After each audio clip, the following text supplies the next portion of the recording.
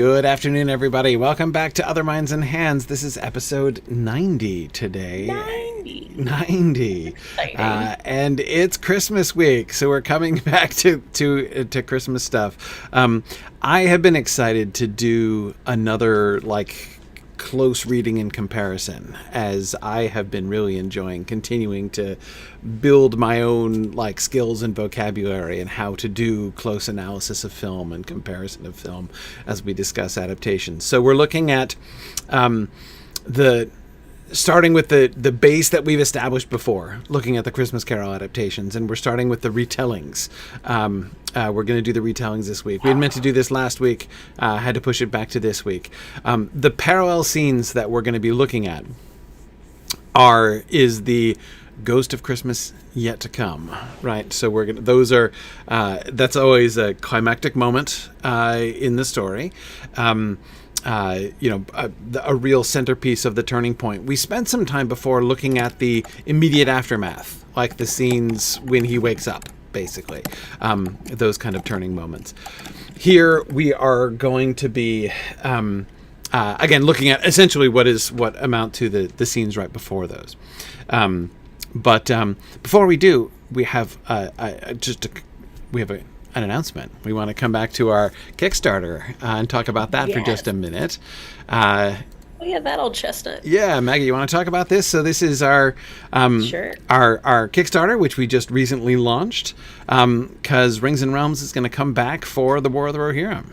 Rings and Realms is back, friends. So this is a conversation that we started at the end of the retrospective of just ideas we were shooting around. We knew this was coming. We were all having these conversations anyway about how cool this new chapter of Middle-earth was going to be and how visual it looked differently but also the same, and just some fun conversations with that crew.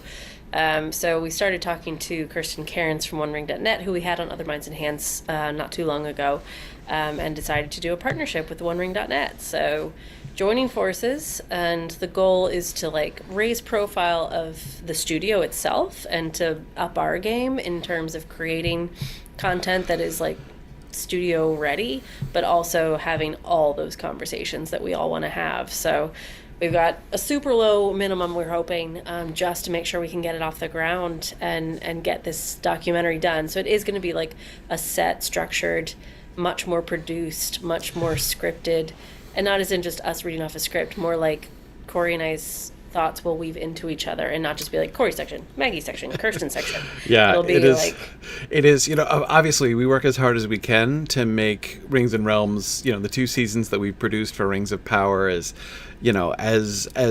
polished as we can, but it's so demanding to try to keep up with the release schedule in, not having lead time and just time is so limited. And so one of the things that we've never really been able to do is, Maggie, exactly as you just described, that kind of to not just have your well-expressed ideas and my well-expressed ideas, but really to be forming, maybe have them complement each other. Exactly. Yeah.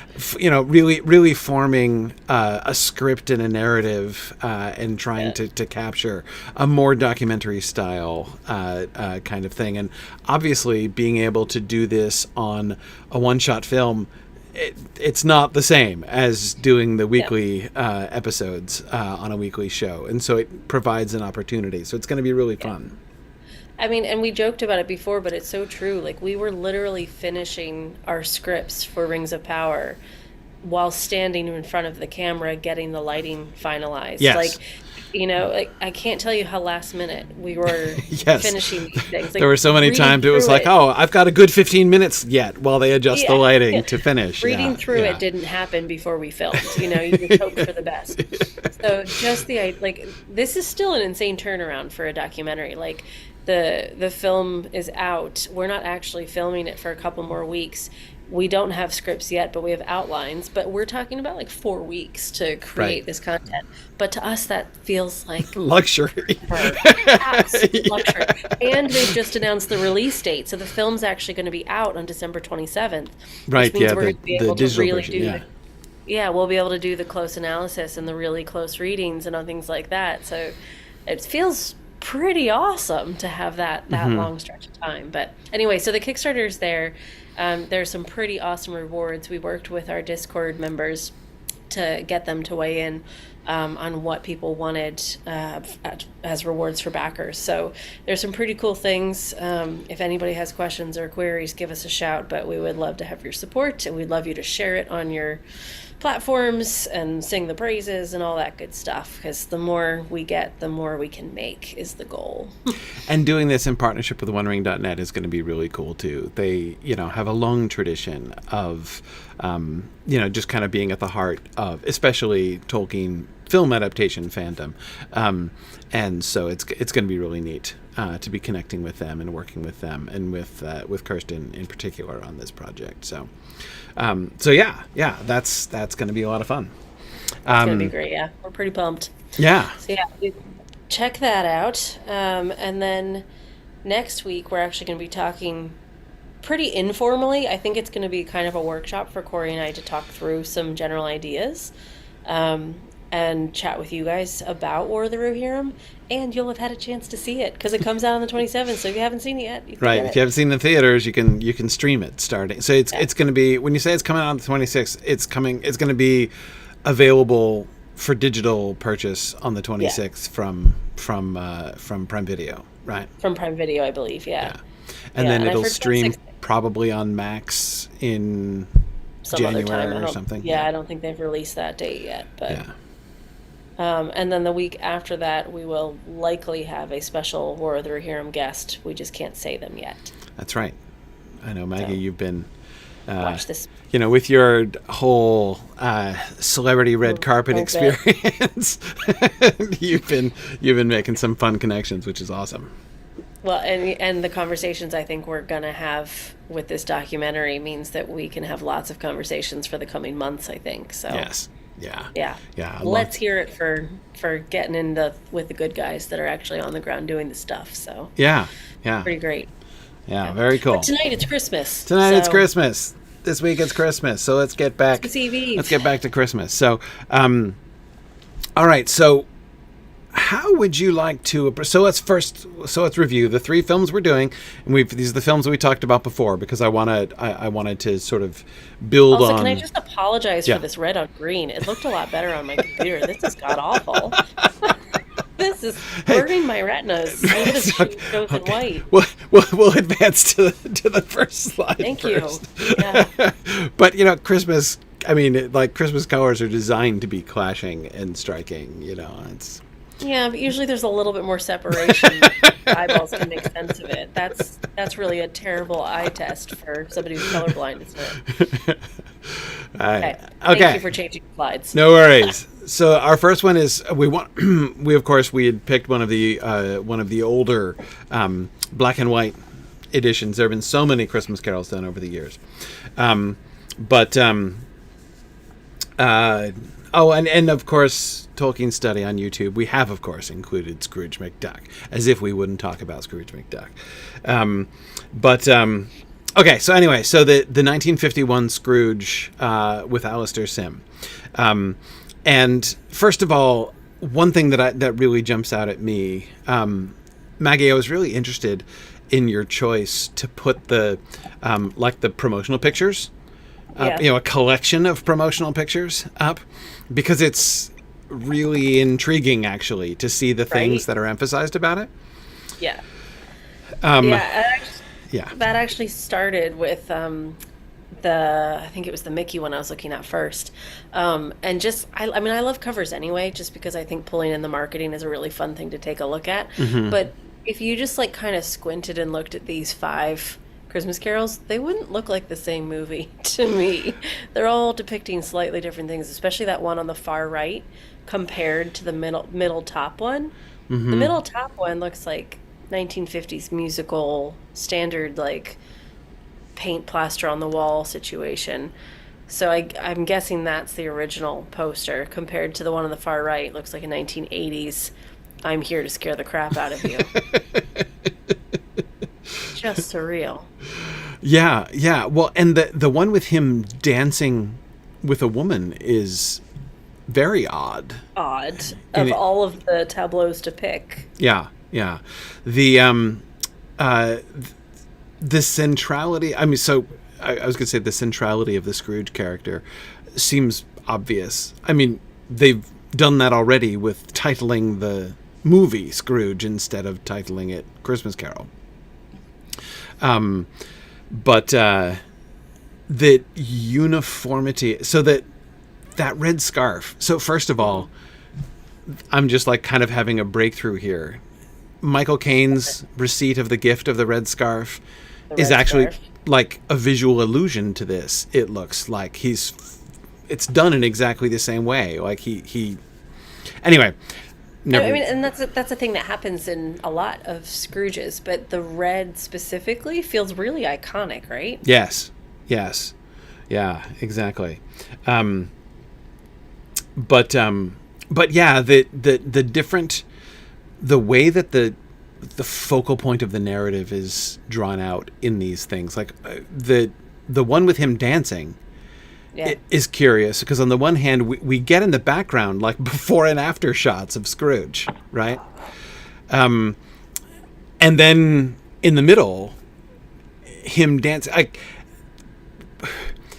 This would lead me to think that like he has a romantic encounter with a younger woman, which leads to that's what changes his life. Like if I didn't know anything about Scrooge, right?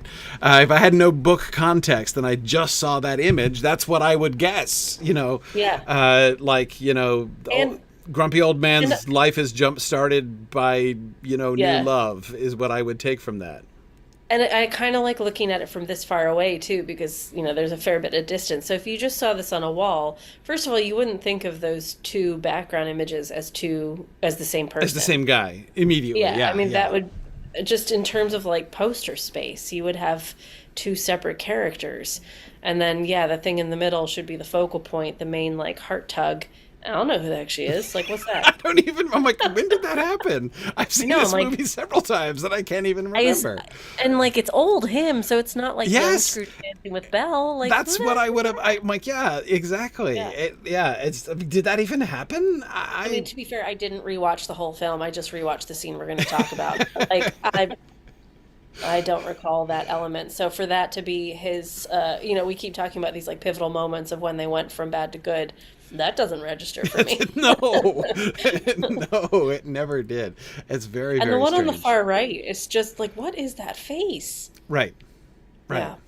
Yeah, it's another one where stripped entirely of, like, if you stripped of text and if you just had that vision, that visual, it would be really hard to guess exactly what that was. Not telling me much.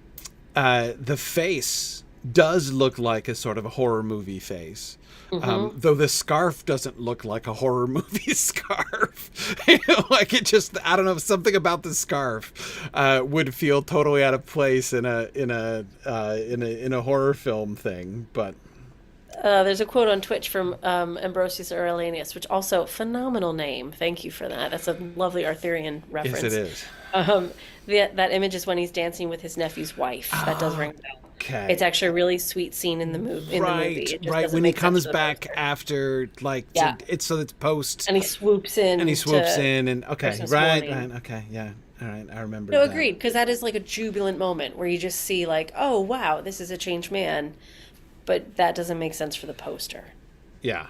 So, yeah. I can get behind the sentiment, but not the visual. Well, I mean, honestly, even.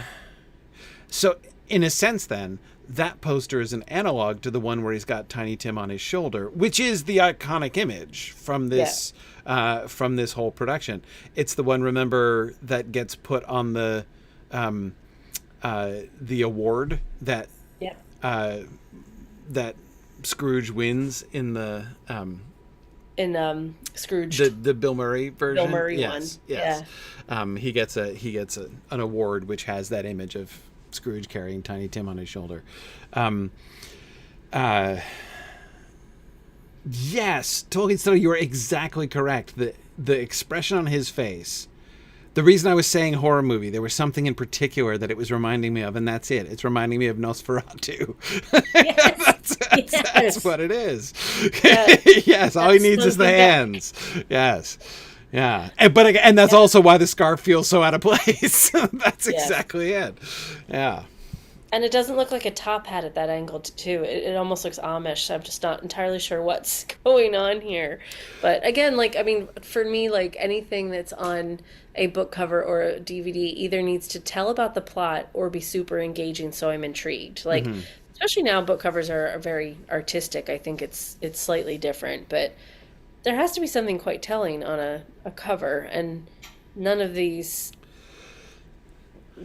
that one does that for me. So I think, to me, the most effective cover of these 5 is the bottom right, the Holiday Classic in color one. Oh yeah? Okay. Yeah. Here's what I like about it. On the one hand, we see him with his like shocked and grumpy expression, right? Mm-hmm. But in the background, we see the 2 happy people, right? We see his nephew and we see Tiny Tim, right?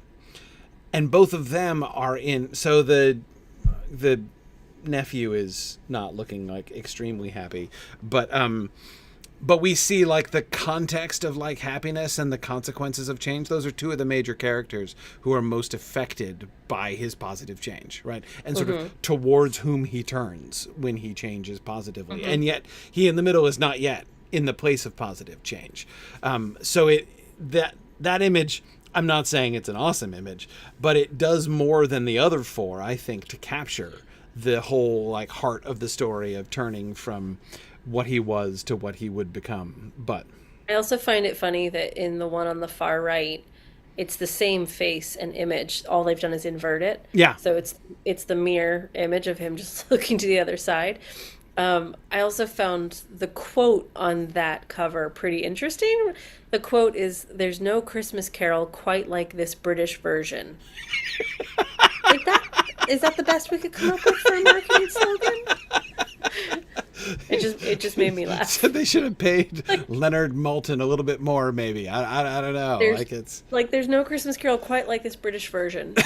It doesn't tell me it's good. It doesn't tell me it's the singular example of. It just says there's nothing quite like it. It's very Lewis Carroll. It's the joke that he makes in Through the Looking Glass, right? When the White King says, "There's nothing like hay when you're thirsty," and Alice says, "I would think there would be many things better than hay when you're thirsty." And the King says, "I didn't say there was nothing better. I said there was nothing like it." Fair. Yeah. Anyway, wow. So there's the posters. Okay, there's the posters. We talk about the film. Let's talk about the film. Okay, so one of the things that is pretty remarkable. Christmas Carol, of course, is another really interesting. One of the things that makes the Christmas Carol a fascinating example for retelling adaptations is that it's really short, which means it is easier to stick closer to the text. You are forced into fewer choices of having to cut stuff. Unless, for instance, you're doing Mickey's Christmas Carol, which is super short as a film, right? So, but if you're doing a full-length film, there's less that you have to cut. And indeed, there are many. One of the things that really jumped out at me after rereading the Christmas Yet to Come chapter in the book and then watching these scenes through, there are long swatches of dialogue from the text that they use word for word. That was particularly noticeable in the rag shop scene where the people are selling off the stuff that they swiped from his house, right? So much of that is directly word for word from the text. And they were... even a lot of some of the visual choices that they make, you can see that they're leaning very close on the text. The Ghost of Christmas Yet to Come in the text, like the entire focus of Dickens' description is on the hand, right? Like he's just like a pointing hand, and this like he's not quite a disembodied pointing hand, but he's almost a disembodied pointing hand. It's all we ever see of the character. And so the way that they've chosen on this, like this image that you put on the top left here, the cloak so dark that he just looks like a shadow. He just looks like he's been obscured. It looks like dead space on the screen. Yes, exactly. And then except the hand, The hand. Which is white lit and like supernaturally large. Like the perspective of it is just great. How it's like half the frame and a solid, what, fifth of that black space is just hand. Yes. And then the way when the large picture on the right hand side there, though it's the left hand, of course, that we're seeing, is again is really striking because they depict in the film here, they depict Scrooge as interacting completely with the hand. First you have the hand doing this, and then the hand turns forms like this, and then turns to point. So there's a kind of like a nonverbal interaction, but it's not between Scrooge and the spirit. It's between Scrooge and the hand, right? In the text, as in most of the versions, the film versions, Scrooge gets a lot of dialogue. Like he's talking a lot. He's leading that scene, and the ghost never speaks. But anyway, so the way that they emphasize the hand is clearly trying to pick up on what it does. But it was interesting. The thing that I think that Dickens conveys, which I didn't feel that any of the films really conveyed, and this was interesting because it struck me as and this is almost a digression from a discussion of this particular film. One of the things that I think that books do better, or rather the verbal medium makes it easier to do this thing well, is abstract symbols, right? Conveying abstract symbols. The pointing hand, the way that the Ghost of Christmas Yet to Come is not just pointing at things. He's pointing forward. And that's the thing that Dickens, he keeps using that word, forward, at the beginning. And he points, and when he moves, he moves with his hand pointing forward. That is to say, he's about the future. He's pointing he's not just pointing, he doesn't just walk into a room and point at stuff. He does that, but that's not just what he's doing, right? Those things are the result. But from the beginning, it's I am the one who is pointing ahead. It's like driving the car, right? Yeah. It's like moving us forward. Yeah. And so the hand, the almost undescribed figure of the spirit with just the hand, right? So the hand becomes this is the symbol of the ineluctable future, right? You are moving towards the future. You cannot negotiate with this. You cannot talk with it. This is not here to tell you a story of what has been, right? Or to, this is just and this is what is coming, right? This is where we are going. And so it's all about the pointing. And then eventually, when he does start pointing to things, that's kind of secondary. After he's established this, after Dickens has established this, the finger is pointing towards the future. It first establishes this sense of inevitability, right? Yeah. And that's what causes the dread and the horror in Scrooge, is that sense of inevitability. And then where does that future lead? Where does the hand go? So then when finally the hand starts pointing at things and at people, right? That lands so much harder. Then now we're okay, this is where the track goes. You just explained something to me that I've been wondering about for years with this, because when we picked this moment to talk about tonight, I wasn't struggling, but I was I don't really know what the motivation here is, for each of these. And the more I rewatched it, the less sense it made. Every time I rewatch these, it's just him losing his mind when he sees his name on a gravestone. Right. And it's that's does he think he's going to live forever? I mean, that doesn't feel like a big reveal. But that makes more sense because the films do not do what Dickens does, I don't think. No. There's the focus on the hand, but there's not necessarily the understanding of that being an inevitable action of forward momentum of future, you know? Right. And if you think about what the spirit of Christmas past and the spirit of Christmas present both do, like, what's the message to Scrooge, right? In both of them, it's kind of, the message is essentially shape up or ship out. Well, yeah. Well, they're negative in the sense of like, here's what you're missing, right? Remember the past, remember what could have been, but you turned away from it, right? Or you neglected it, right? And here's the present. Here's this thing, so like, here's Bob Cratchit's family. And yes, they're struggling, and yes, they're suffering, but look at the happiness, look at the joy, look at, how wonderful Bob Cratchit and his family are, right? Look at your nephew, right? And so, but in both of those things, both the past and the present, it's what you don't have, right? This is what you're missing out on because of the choices that you're making. The future is positive, not in the sense of being good, but being actual things, right? Here is where like if the past and the present are showing him essentially what his choices have led him away from, right? Mm-hmm. The Christmas yet to come is showing him where his choices are headed to. Like, I guess that's why the pointing hand, right? This is where you are going. And so the uncovering the final reveal, which all of them do, right, of the tombstone, right, and of his the revelation of his name on the tombstone. It's not, as you suggest, it's not like mortality comes as a surprise, right? Exactly.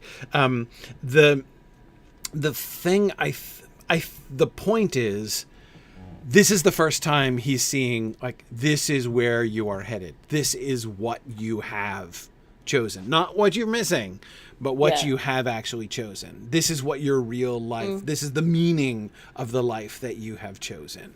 And because the elements, right? So again, if you go in the book, the elements are the exchanges between the other business people who talk about the death of somebody that nobody cares about, right?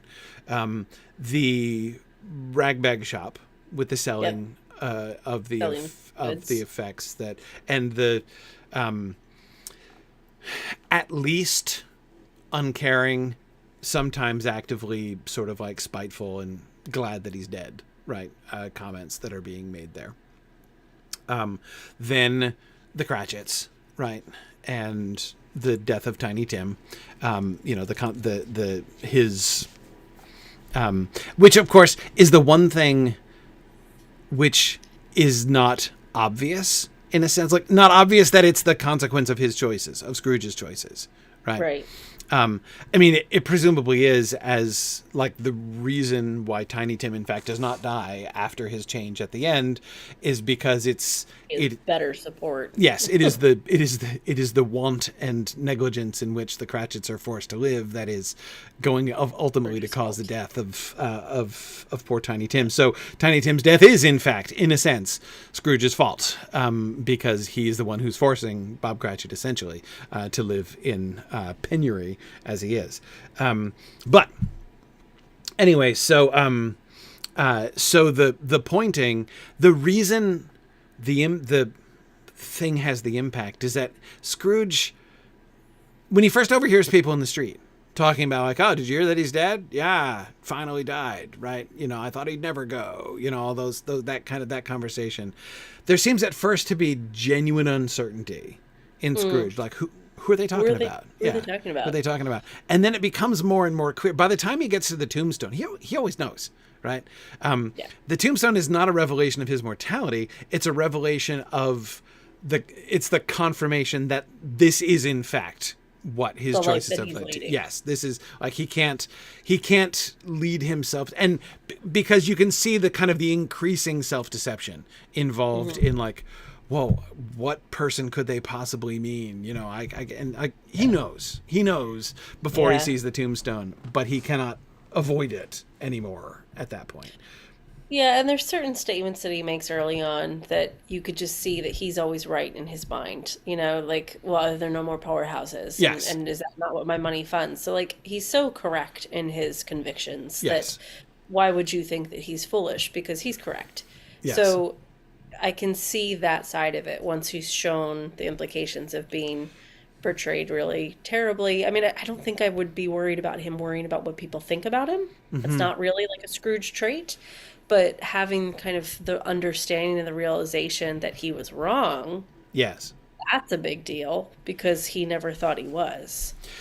Yeah, and the idea, to me, actually, the ragbag shop is a really interesting kind of moment, because on the one hand, he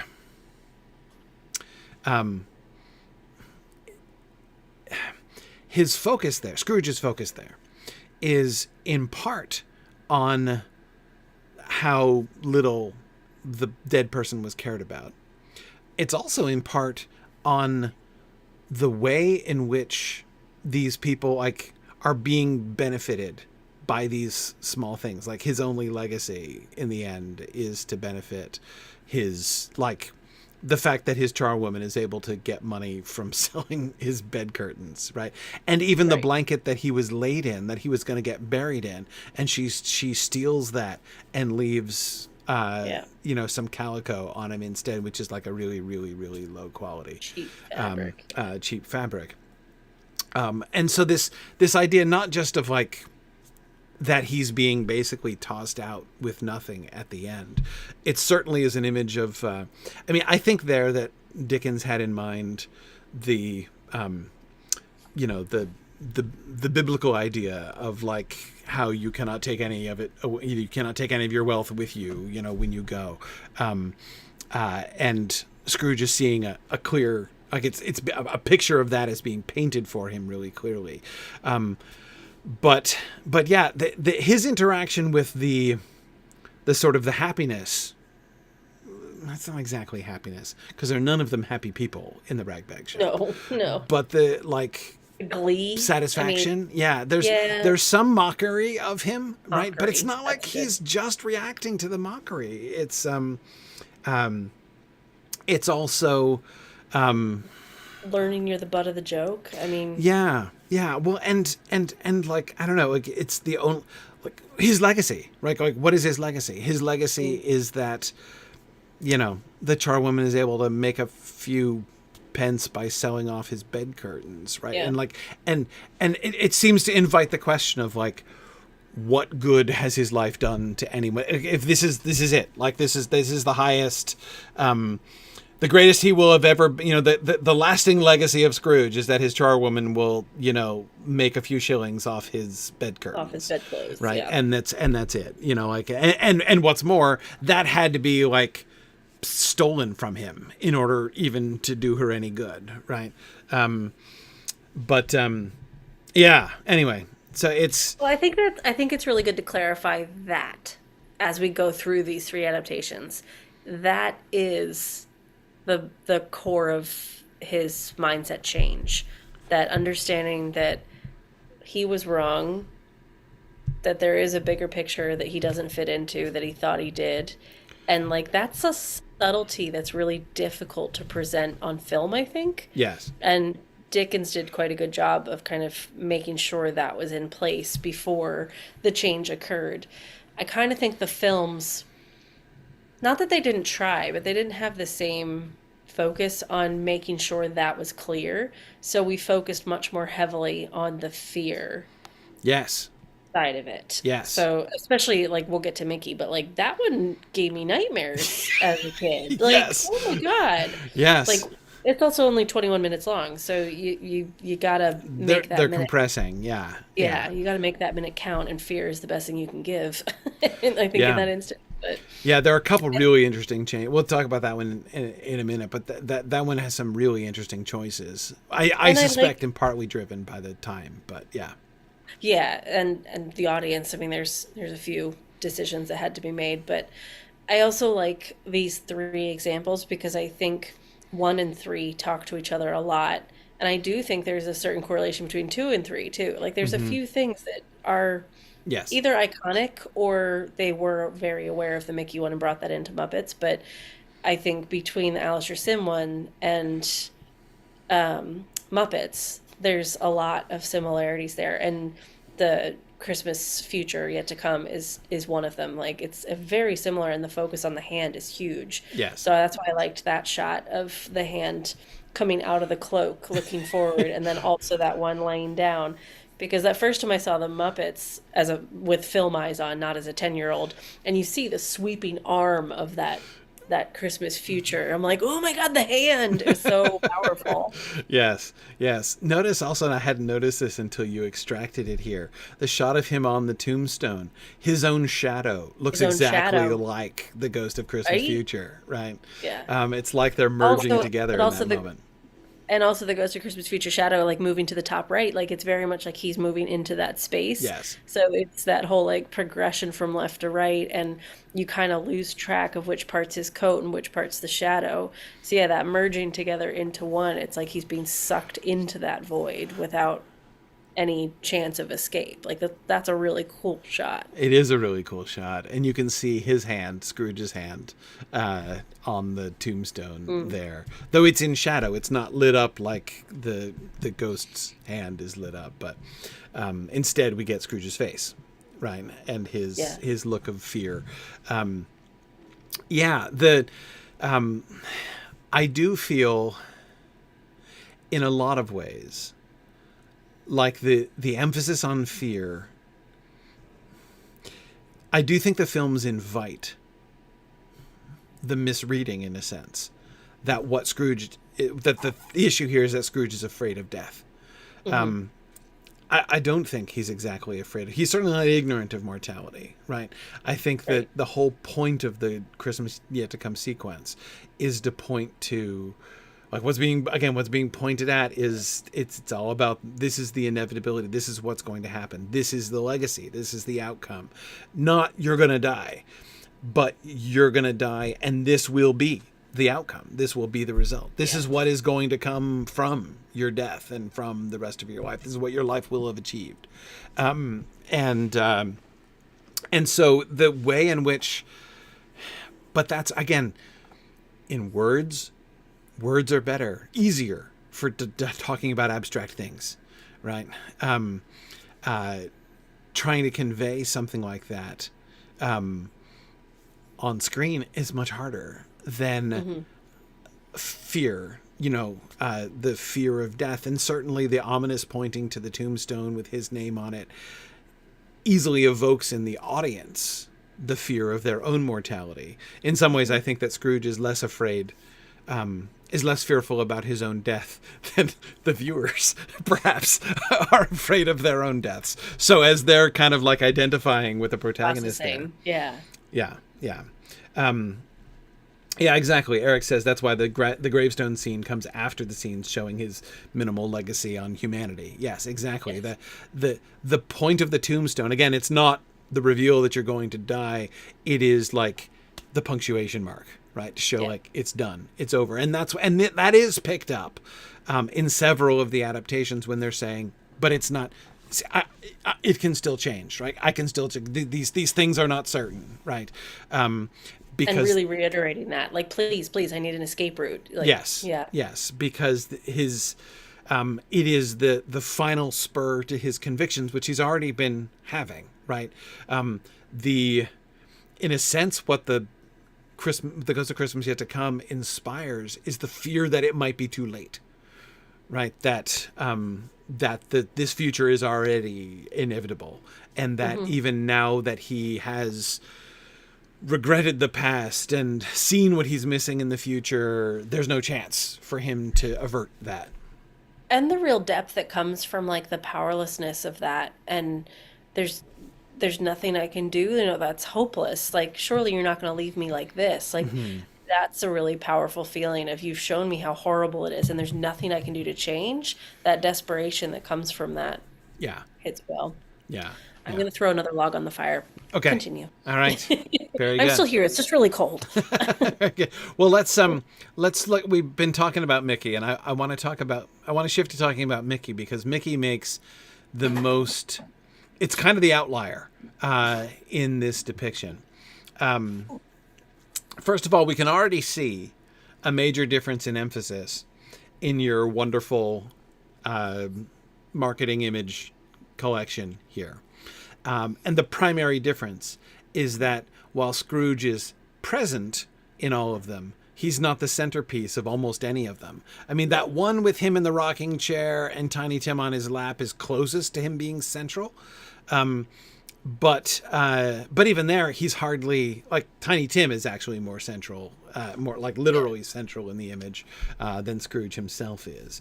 And the top left one, he's actually central, but I mean, the Christmas tree is central. Is central, like everything around it has equal space, that the tree is really the center of a circle. So I wouldn't consider Scrooge to be highlighted there.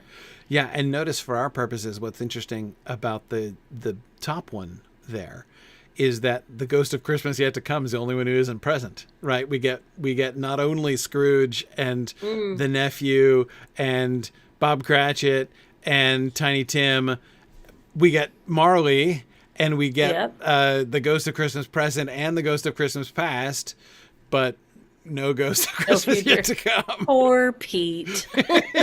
Pete gets no love. Pete gets nothing. In that, I mean, unless he's peeking in the background somewhere I missed, but I don't see him.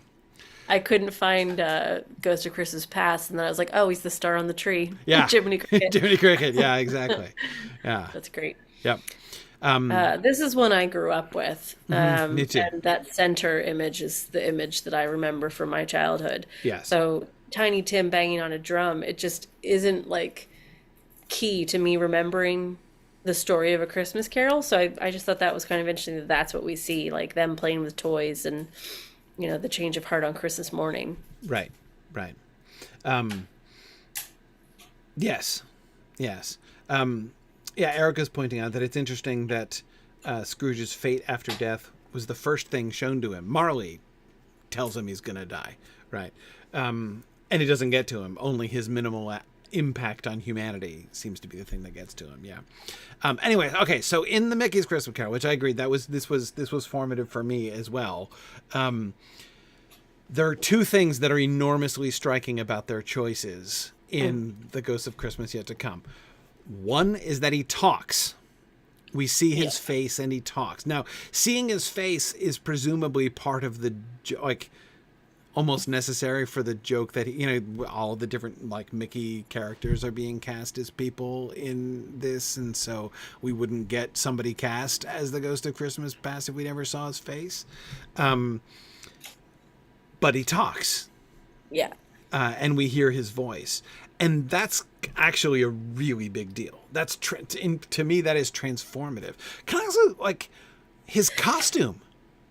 Why does he look like Friar Tuck? There's so many things going on with this one. Yeah. So he looks like a man of the cloth. Yes. He looks like Friar Tuck, some clergy. He's smoking a cigar. Maniacal and evil laughter as heck as all this bad stuff has happened. So he's really, like, gunning for Scrooge to be in this situation. Yes. Like, the Ghost of Christmas Past is and he knocks him in. He's looking down into this open grave, and again, he's terrifying. Again, and he smacks, which goes down like 25 feet. And just keeps dropping, and then the lid lifts and the flames come up. Like, I watch this with my 3-year-old like every other day. She's obsessed. And we have to talk through this scene. She's never been scared because she knows Pete from Mickey Mouse Clubhouse, and we're okay with Pete. Okay. Isn't he being a meanie? But my God, when that scene comes up, I'm like, I can't believe she's not like screaming her eyes out because it is terrifying. Yes. So he asks. So Scrooge asks whose grave it is, and he says, "Yours, Ebenezer." Right? And well done. And then he smacks him on the back and knocks him in, and he tumbles down, and he's desperately trying to get on the flames of hell open beneath him. That, of course, is the other thing, right? So I said that for my money, there are two really peculiar choices that they made. One was the voice, like they gave him words, and secondly, the flames, like that. The threat of hell is definitely there in the text. One of the conversations Scrooge overhears in the text between people on the exchange, like business people, right, is he hears one say, "Old Scratch got his own back." Yeah. Right. So that Old Scratch being the devil, so that implies that they believe that Scrooge is in hell. But it's like, that's pretty indirect. Like that's not, and that doesn't seem to be what primarily hits him. Like, one can easily imagine a version of the Christmas Carol. One could easily imagine the Christmas Carol having been written in a way which emphasizes fear of hell as one of the things that at least was a strong contributing factor to Scrooge. And that part of the reason why he changed was to avoid, the fiery eternity that awaited him if he didn't change his life. But I actually think that Dickens is pretty careful to avoid that. Like, that could easily have been done, but he never really does do that. Exactly. I mean, I'm not trying to say it's utterly absent, right? But it's very much in the background in the text. Right. Just as the promise of heaven or of any other kind of religious thing, like what he promises is to honor Christmas and keep its spirit all through the year, right? Yeah. Scrooge is not about, the Christmas Carol is not about, heaven, hell, the salvation of your soul and eternal things. It's just not. It's not a religious allegory, right? No. Yeah, it's hard to not take that from these shots. And especially when, I was trying to get a few of these shots to focus on perspective, because that's what really struck me about this, was literally putting us in this position. So that middle shot on the top, we're in the grave looking up, like we've been buried, and that's our view. That's how we see his name. Yes. On the tombstone. Like, that is absolutely terrifying. And then to have that deep shot going down, just how it's framed, first of all, like, I just love the beauty of that, with like the glow down in the bottom right corner, and the angle of Scrooge dropping down.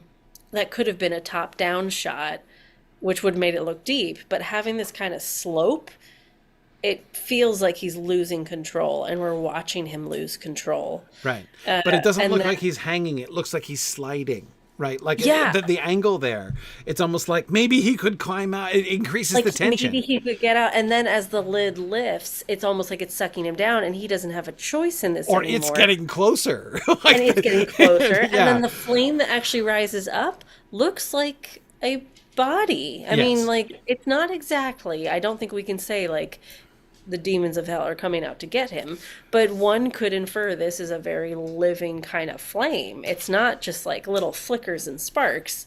That's a thing coming to get him. Yes.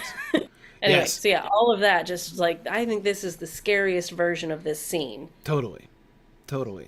And again, even the choice to have the spirit have a voice, and to use that voice only to mock and laugh at him. Yeah.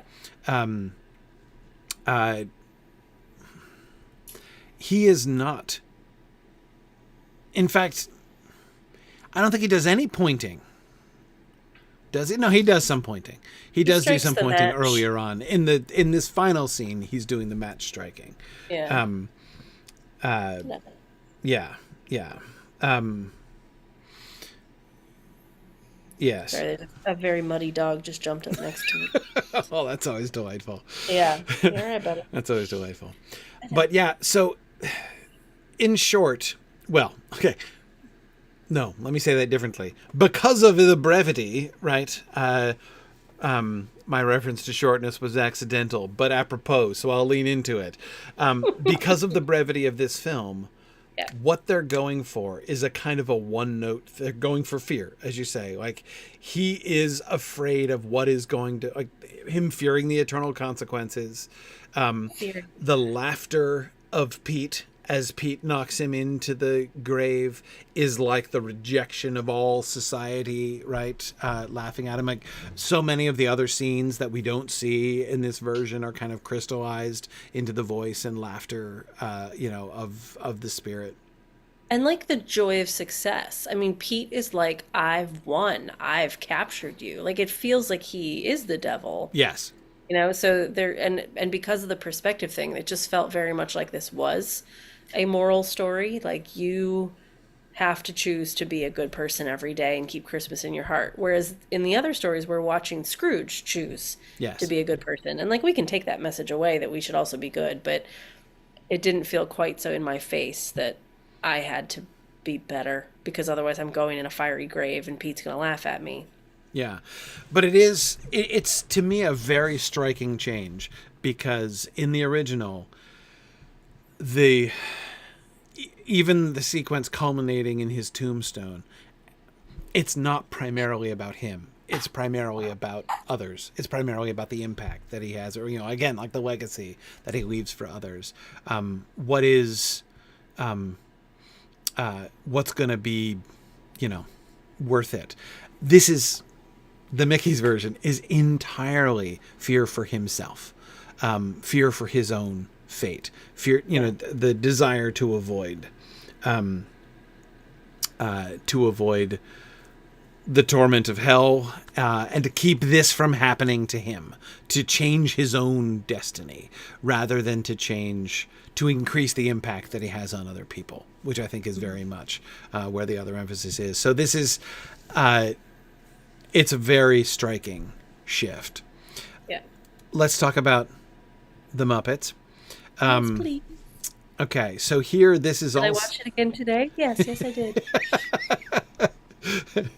I have to admit, I my time was constricted, so I didn't have time to watch all the movies again too. But I will admit that the Muppet Christmas Carol was the one that I couldn't stop before it got to the end after watching. I did move forward to the beginning of the Christmas Yet to Come scene, but then I couldn't stop. Just it has to play out. I understand. Yeah. Looking at the promotional materials, the absence of Scrooge is Scrooge? fascinating. Yeah. He's completely absent in 2 of these 4. He's lurking in the background in one of them. And not even lurking, like it's through a fade. Like he's translucent to 60%, Yeah. And then we do have him in the one and the movie poster on the top left that's the image I always think of when I think of this film. And I love that one. Like zeroing in on him, he's really brightly lit. Like he is the center of that.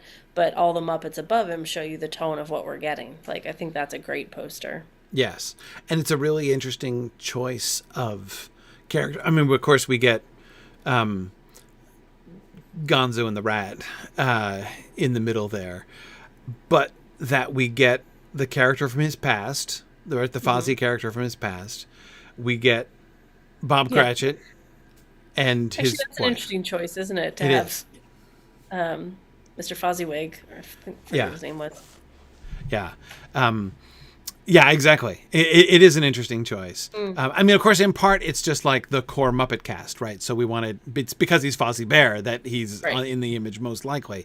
But it works well.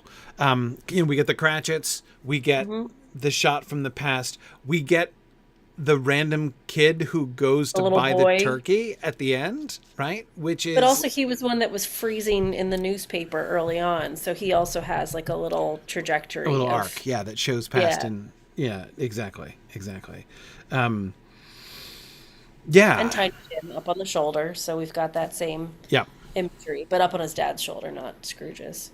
Yes, exactly. Yes, that image is central. Cratchit with Tiny Tim on his shoulder. And I also like the bottom half of this.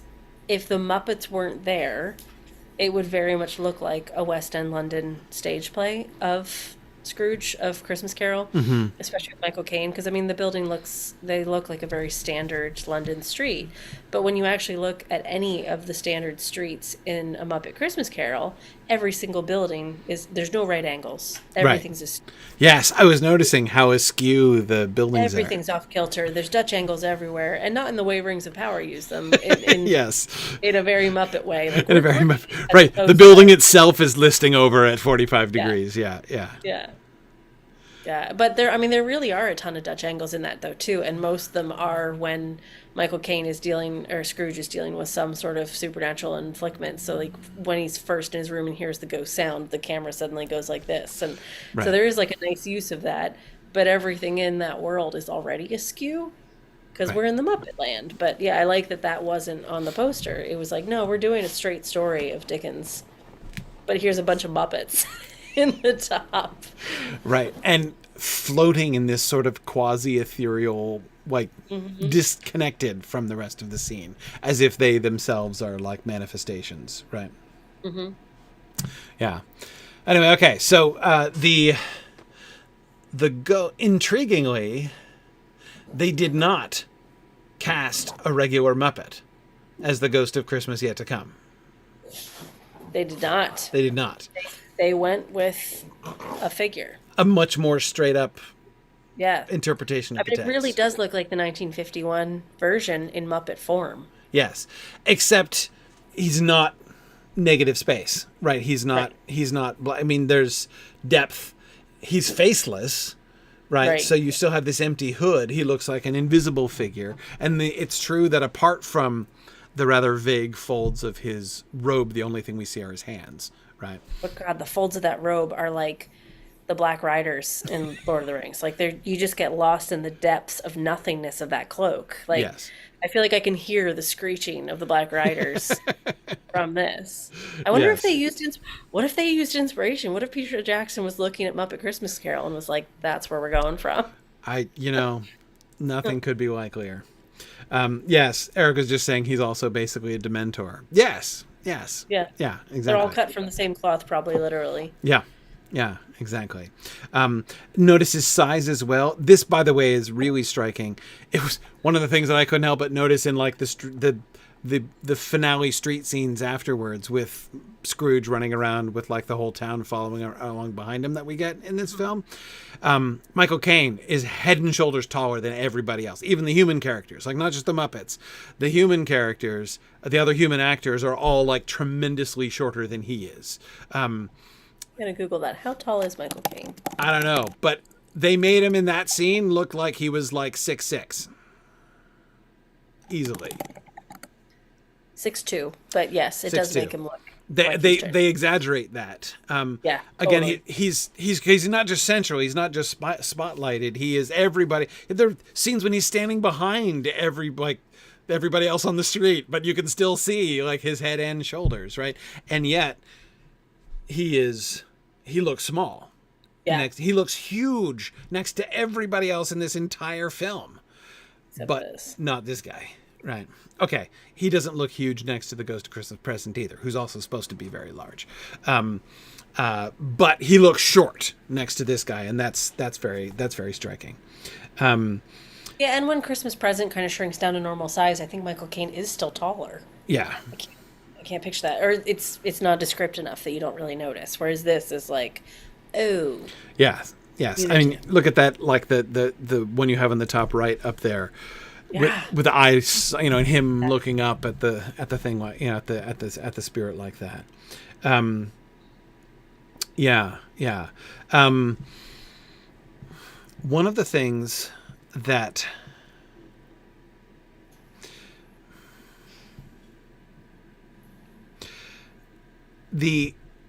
so Scrooge here spends most of his time insisting that he's already changed. Right? I promise to live my life in the past, present, and the future. Yeah, he's really assuring. Yes. And that's not just like his closing speech, right? This is from the start. He's like, yeah, so I'm already changed. Like, even when when the ghost takes him to Bob Cratchit's house, right? And you remember his response is like, oh yes, a place of happiness, what a relief, like thank you for bringing me, because he's been to, we get the ragbag shop, we get they include pretty much all the scenes from the text, again unlike the much shortened Mickey's Christmas version, but yeah, anyway,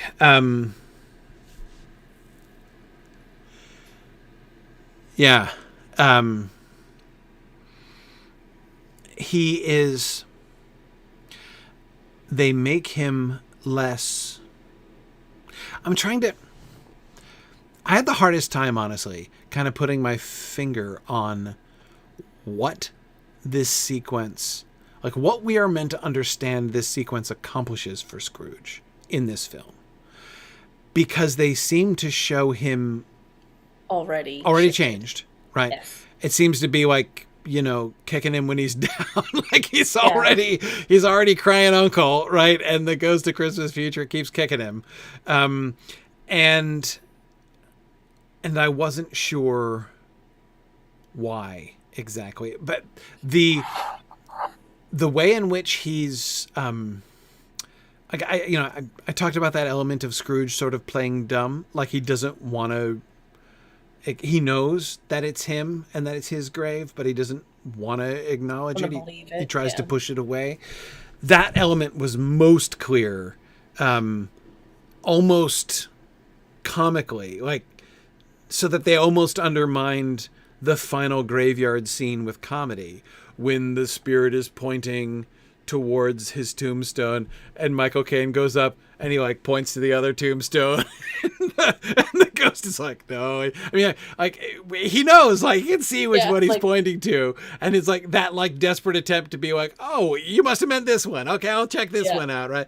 I mean, it was a little bit comical how hard he was trying to avoid going and then the drama of having it covered with snow, and he had to like the slow reveal of his name under the snow by his own hand, right? All of that. This is not me watching it this time. So all of that really worked for me when I was just like growing up with this and watching it, because you feel the desperation that he really doesn't want that to be his future. He wants to live in the past, present, and future and keep Christmas with him all the days of his life and all of that. And seeing the name, it shows inevitability. So like thinking on what you were talking about with Dickens and what we were talking about earlier, this one almost works the best for me now because he's so desperate for this to not be inevitable. Mm-hmm. But every other time I've watched it, the only notes I kind of took down with this was what? So he's scared of death? Like, I don't see what else is at risk here. And it just kept being that fear. So I'm trying to open up a little bit, I guess, from what we've talked about before, that maybe this is actually way more functional than I thought, because it's the inevitable element that is we're already starting to believe that. By the time he brushes the snow off, it doesn't matter. I think so. This strikes me as one of those moments. And this happens, I think, because again, there are some things that are just much easier to convey in a verbal medium than in a visual medium. And there are lots of times when you're watching an adaptation where something will land for you, but you know it's only landing for you because you know the text. Yeah. Right? Like you're importing something from the text into the film. And when you do, it works. But if you didn't have that, it wouldn't. And that's how I feel about this. Like bringing from the text the thing about how the revelation of his tombstone seems to be like that final confirmation of inevitability. Like this is done. It's finished. Mm-hmm. I think, like, if I import that from the text, this works really well. In fact, even the snow, because the snow suggests this is not just, again, unlike the unfinished, like not yet fully dug grave that we get in the Mickey's Christmas Carol, though they might have finished the grave diggers if they hadn't insisted on digging it 50 feet deep. But apparently, but in any case, this is the opposite of that, right? Like the tombstone, his own tombstone, is like neglected and covered over. Done.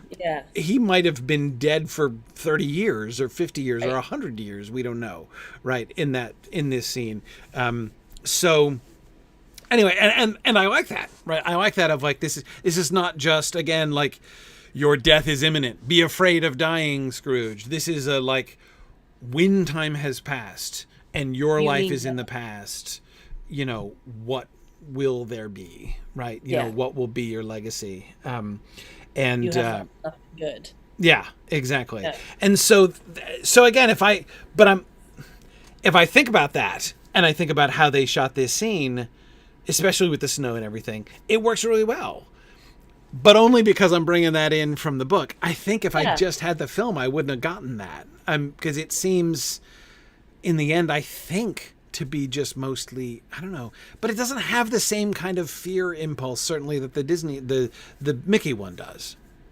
No, and I'm okay with us not having a clear answer at the end of this conversation. What I'm really enjoying about it is that I have seen this movie a million times and I have loved it every single time. But this is the first time that I watched it trying to figure out what the aha moment was and what the change of heart moment was and how are they showing that, what was the purpose of that. I mean, the notes that I took 9 days ago, I'm looking at, and it just says, what, dying? Death? Is that it? Fear? What? Really? Yeah, yeah. So it's really just starting to kind of change the perspective and the idea. And I like that thought that it's the neglected grave. It's the fear of not just death, but of lack of impact. Being or forgotten. Yeah, exactly. Not even being forgotten as if there's ego involved. Right. No, yeah. No, exactly right. Yeah, that sense. Yeah, Yes. it's the no positive mark left on the world. Mm-hmm. And I don't know, just that idea of like keeping Christmas in your heart can be the lasting impact that's necessary. Like just having that little spark of Yes. summer in the soul of winter and whatever that line is from the song, just lovely. And I will say that the end of the film, the Muppet film, does really bring this home remarkably. One of the things that's so different from the end of the Muppet version compared to the other retellings is not that he doesn't just treat his servants differently and Bob Cratchit differently and Tiny Tim differently and his nephew differently. He treats everybody like he's going around giving gifts to the mouse that lives in the hole in the street. Jeez, I know. That's so good. Right. Cheese, the mice. Right. I mean, like, and I love how they do this in such a short amount of time. Like he just vanishes into this shop and is literally throwing money around in the shop, right? Yeah. But like in the end, he's like purchased thoughtful and individual presents for every single person. Bows on them. I mean, yes, exactly, exactly. Okay, but the fruit talks. So suspend your reality on how you. It's fine. Shop. No, it's good. I mean, I didn't have to. Like I was totally in that mode. But yeah. But again, notice how that does correspond with what we're saying here. That like even if you can't point to exactly where or when he changes, what changes is clear, right? Clear. And what is clear is the impact on other people. And again, the thing which is this also is, I think, unique to the Muppet version. But which one of the moments that I find most moving at the end of this film is the moment when Beaker gives him the red scarf, which makes him look like Alistair Sim, right? Is when he's like, a gift for me, right? For me? Yes, yeah. Like that moment. And it's so tiny. It's like a little... yes. And it was around Beaker's head. This tiny little holy ineffectual scarf. But it's a symbolic scarf. And of course, it's visually symbolic too, as his, I mean, even if we can see it, even if we just go back, he's entirely black and white, right? In his early images. And then that, like, Beaker's scarf isn't going to be very effective against the cold, but it's very effective in giving him a very brightly colored highlight in his outfit, which he never had before, right? But anyway, I'm also sorry, I'm jumping in. I'm also thinking about the gift thing, and I don't think the others failed at this, but the others very much focused on the financial side of things. Yep. That made him a partner. He was much more generous, gave to charity, and Michael Caine does that, but it's the thoughtful gifts. It's those little things that he also does, that there does seem to be a lot more about character change. Mm-hmm. With him, where it's not just the financial side of things. Yeah, maybe that's part of it. Yeah. No, and it shows the breadth. And okay, not only does it show the breadth of the change to his character, like, I mean, because you could do a sort of a cynical reading, right, of the end of the Christmas Carol and be like, okay, so he's like being nice to these people, but like, is this gonna, like, how is this gonna change how he treats everybody else? Like, is he gonna, you know, I'm not saying that, like, I mean, they show the change of character to be a profound change of character, but again, the Muppet version goes out of his way to show him bestowing presents on everybody. He is going to maximize his impact, and the song that he's singing talks about this as well, right? That that he's going to sing, you know, that he's going to make an impact on lots and lots and lots of people. And so again, like, I feel like that's there in the graveyard scene, like this. I feel like they're getting what Dickens was, they're picking up what Dickens was putting down, but I'm not sure they're handing it off perfectly well. You know? I mean, if it took me 1 million views and you explained it to me to get there, then no, I don't think that's come across. Now I think they have done it, but it shouldn't take that long. Yeah. No, it's because it That's kind just of reminded me of that's just reminded me of when we were working on Rings of Power and we would get like 5 or 6 viewings in. And Corey would be like, I get it. Here's what they did. And I'm like, it shouldn't take one of the world's foremost experts in Tolkien 5 or 6 viewings to figure out what they're trying to do. Yeah, it's effective, but not the most effective way. Yeah, that could be fun too. But yes, it does suggest that it's perhaps the message is perhaps not come across as clearly as possible. But yeah, I mean, I think it's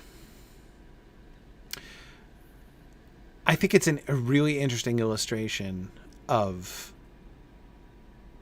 well, when we think about, because again, this is one of the things that I've been, you know, as the more we've, you know, had these discussions over the years in Other Minds and Hands, one of the things that I've come to think about more and more and being interested in thinking about more and more is, okay, like what things, when you're translating, you know, like when you're translating from one medium to the other, what are things that the one does well? What are things that you know, and so I often find myself thinking when I'm reading a book now, I'm like, okay, this is a scene that would be really hard to do on film. Like, you'd have to try to approach this a completely different way.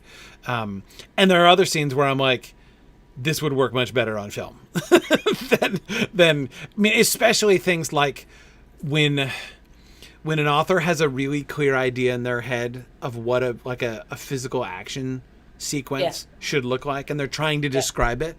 The left hand does. Yes, exactly right. And then he like did this with his right foot and came across with this, and it's like like stage directions anyway. Yeah, exactly. I'm like, okay.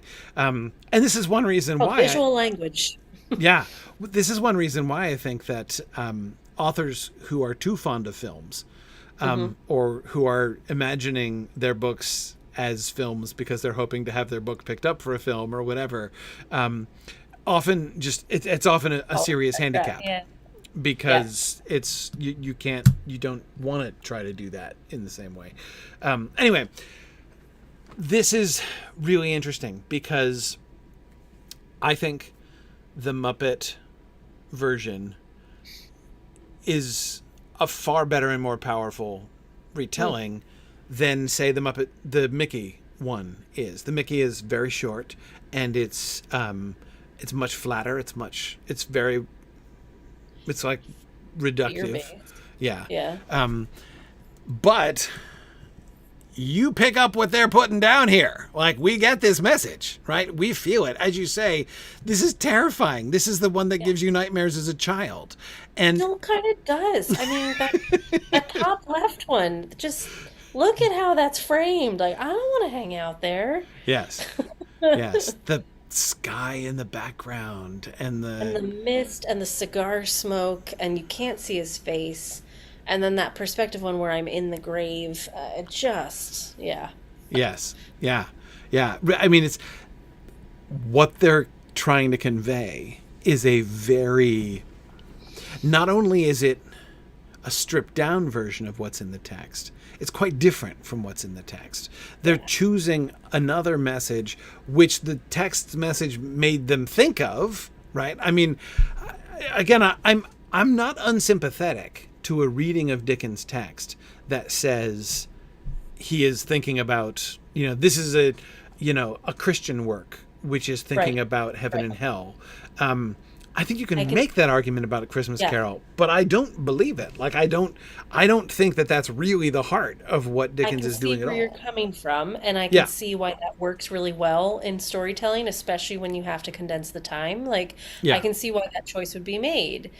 It is clear, and it also works with a more childlike audience that you're telling a morality story of good and bad. Like, okay, I've got that. Tick. Yeah. But the Muppets, it's a lot more nuance. It is. It is really subtly and therefore much more powerfully done.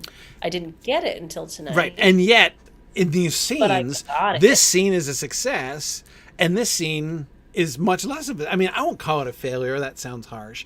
But I do think that it fails to convey its message really clearly.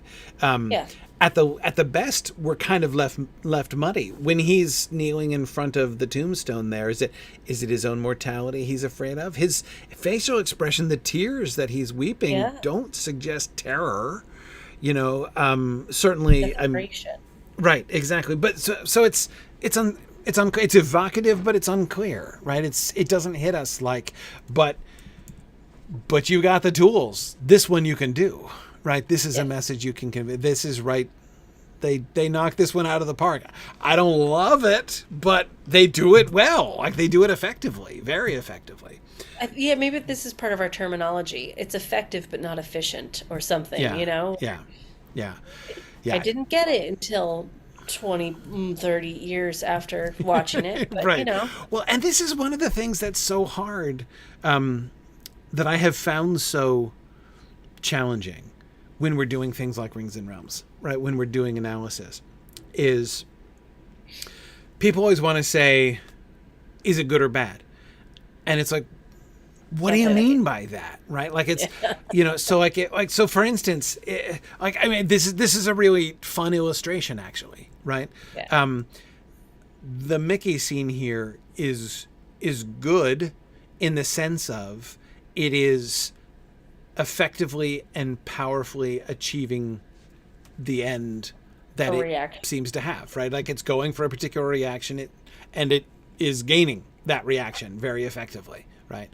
So that's good, right? That's a good thing. And yet, I think as an interpretation, which all adaptations are doing interpretations of the original, this is a crappy interpretation of the original. Yeah. This is totally missing the boat about what was going on with Scrooge in this whole scene, right? So in that sense, this is a terrible scene and a terrible adaptation, right? And again, when we come back and we look at either of the other two scenes, this one or the Alistair Sim one, there's so many different levels. There's what you're trying to do. There's what you actually do. Have achieved. There's how what you actually do lands with people, and so many different and does it things. Still tell a good story? Like, is your main directive to be faithful? Is your main directive to show choices of good or bad and teach children a lesson? Right. Is your main directive, it just depends on so many factors of how that's going to be told, that at the end of it, is it a good story? What do you need me to focus on? give me a bullet. Exactly. And it's yes. And you could think even of other things. One of the things that I always enjoyed about what we do, though, is like, it doesn't matter if it's good or bad. There's a lot to talk about. That's fun. Yes. And then, if you ask me, obviously I love Muppet Christmas Carol. I don't think I've been shy about that. So, like, if you ask me, it's like, I loved this movie. Right. But if you asked me why, I would give you like 6 or 7 different lectures on that. It's like, I could just talk about staging. I could just talk about costume, music. Oh my God. If you actually want to talk about like adaptation of the story, that's probably 2 or 3 different ideas. So it's hard to answer that question. Was it good? Right? Like, I enjoyed it, but for probably very many different reasons than you would think. Yeah. Well, and I want to address a an issue that people were raising in the chat a little while back, which actually bears exactly on this. The stories, I don't know how authoritative these are, that Michael Caine disliked this movie and thought it was a terrible movie, though appreciated getting paid for it. So, like, that may be the case. I don't know. But let's assume, for argument's sake, that Michael Caine disliked this movie and thought it was a bad movie. Right? That, of course, does not change my view of this film at all. Like, I think that that's very interesting that he would have thought that, because I think this is a brilliant film. But I think it's interesting thinking about, what you're talking about, like what you're going for and everything. Why does he say that? Like, in what sense did he think? And I don't think we have a long, discourse on this from Michael Caine. Right. Was he embarrassed by it? Like, was he sorry he did it because he felt like it was like, I mean, this is one of the things that like makes him groan when he sees it, because he's like, oh my gosh, I've looked so ridiculous, like walking and singing with Muppets. Right. Like, I mean, did it like hurt his dignity in retrospect? I don't know. The fact that he couples it with saying that like he bought a house with the money and he quite liked that house suggests to me that to kind of like not psychoanalyze, but kind of analyze his own comment there. It sounds like he felt in retrospect like he sold out to do that film, that he compromised his own artistic integrity to agree to do not artistic, well, his own, I don't know what, professional integrity or his own dignity in order to do this film, and kind of regretted it after the fact. I don't know. I'm falling down a rabbit hole. I didn't know any of that rumor. So I'm immediately Googling it, and the first thing that came up was a GQ article that says Michael Caine loves the Muppet Christmas Carol as much as you do. Okay. So cool. There clearly was something he must have said that was that. Yeah. And then there was a coming to terms of that. Maybe. Yeah, I don't know. Anyway, I'm not sure. But the point is, still doesn't change our interpretation. No, that kind of thing. I bring this up because this, even when an author said, like people, like for instance, when people talk to me about Tolkien's relationship with The Hobbit, right, and how many things he regrets about The Hobbit later on, does not change my analysis of The Hobbit at all, right? Anyway, yeah, I don't know. So like I said, it's interesting to see, because the question of evaluating, this question of like, is it good or bad? Do you like it or do you not? Are you proud of it or are you not proud of it? Right. Depends in large part upon like context, right? Upon how you're defining that. What is it, what does good mean? Good for what? Good how? Good in what context? I don't know. And it's kind of a continuing conversation of like the language that we're using to describe this. We wouldn't use just good and bad for discussing nearly any other piece of art. Yeah. Like, I don't think you look at most paintings and go, that's a good painting. Yeah. You go, that's a beautiful depiction of blah, or at least blah, blah, blah. You don't do so without full awareness that you're being reductive. Yes. Yeah. Or subjective, Yeah. like I'm Yeah. very much just saying my opinion, like I think that's a beautiful boat on the ocean. Right. And you might be like, but that's not an authentic painting of what a 37-foot yacht. I don't know. Why did I pick a boat? I don't know. Who knows? But no, I agree. Like if you're standing in an art gallery, you might say, I like that. Or even, I don't like that. But to say like, to walk around the room and be like, good painting, bad painting, Yes. good painting, bad painting. It would be Yes. weird. Like that would be a strange thing to do. And yet this is what we're always being asked to do.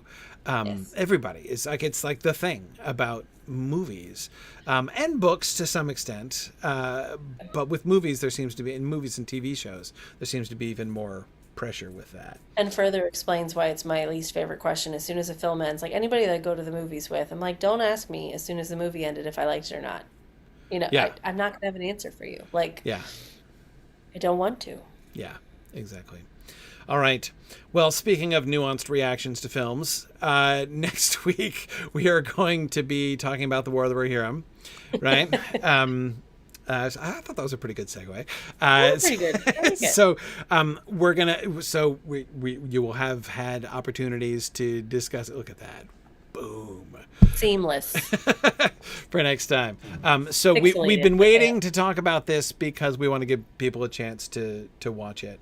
And I've got to see it twice now, so I'm ready. I'm excited to talk about it. We're working on stuff for our documentary, concerning which Kickstarter, as we mentioned before. So, but anyway, yeah. So we're gonna be looking at War of the Rohirrim for next time. I guess I might as well leave there, and then we're hoping to begin a few guests from War of the Rohirrim, from the production team of War of the Rohirrim, that we can bring on to have fun Other Minds and Hands discussions. Yeah, we should definitely have one. Well, I shouldn't say definitely. We will most definitely have one January 6th. And then I will be stateside after that to do the filming. To prep for that. So we'll see if something happens that week while we're studio bound.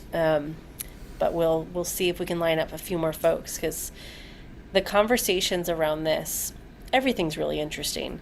But I love that there's a different dimension to this. We haven't really been able to talk too much about animation, especially specifically with Tolkien. It's been a long time since we've had an animation adaptation. Yes. And one that has had as much care put into it. So I think this will be a lot of fun.